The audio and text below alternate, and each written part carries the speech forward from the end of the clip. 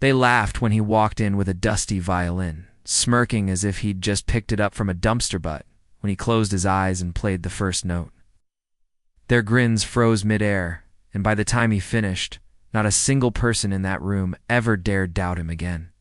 If this story made your heart race or your eyes tear up, don't forget to subscribe for more gripping, dramatic real-life tales that twist expectations and spotlight the power of resilience.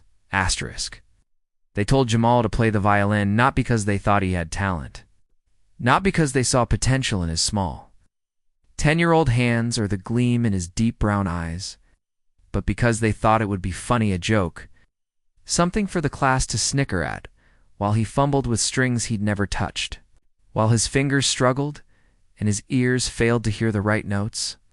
But what they didn't know was that Jamal had a secret, a fire lit long ago by a man whose photo he kept folded in his backpack, a grandfather who once played first chair in a jazz orchestra before being silenced by the same kind of people who now looked down at his grandson with narrowed eyes and snide smiles.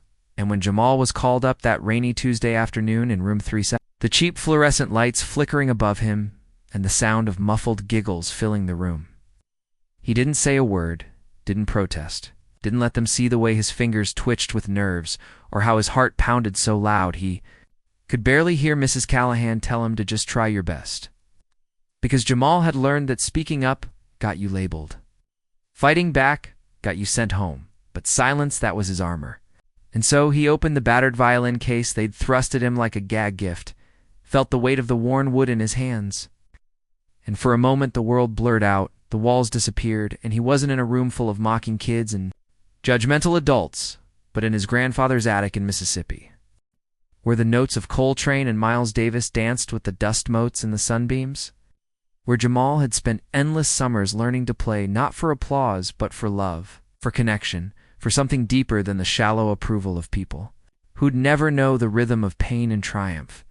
And when he brought the bow to the strings and drew it across with a whisper of sound, it wasn't just a note, it was a declaration, a warning, a promise, and the room stilled.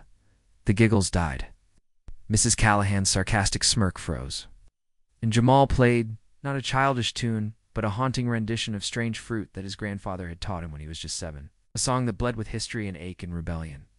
And the sound that poured from that violin didn't sound like it came from a boy mocked for his skin or his silence, but from a soul older than the classroom, older than the school itself. And as the final note quivered in the air like a ghost, refusing to leave, the silence that followed was not just stunned, was ashamed. And though no one clapped, though no one spoke, Jamal felt something crack in the walls around him, something shift in the gazes that once looked through him. And from that moment forward, everything changed because word got out. First in whispers, did you hear what that black kid did in music class? Then in posts online, a blurry video taken by a classmate who once called him, who'd now captioned, "This kid is a genius." And by the end of the week, Jamal was called to the principal's office not for punishment, but for a visit from the local arts foundation. And by the end of the month, he was on stage at the city auditorium, playing with an orchestra that once wouldn't have let him through the doors.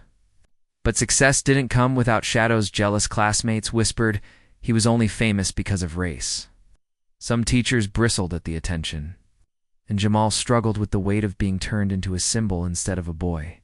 But through it all, he played at churches, in empty subway stations, in hospitals where the dying found peace in his music, and years later, when he stood on the stage of Juilliard, accepted into a program with less than 5% black students, he held that same dusty violin and looked out into a sea of faces and remembered the day they tried to mock him and how the joke turned out to be on them. And he smiled, not out of revenge, but because he'd learned the most beautiful music comes not just from talent, but from pain, perseverance, and the refusal to let others define your worth. So let them mock, let them laugh. Because when you know who you are and what you're meant to do, the sound you make will silence every doubt.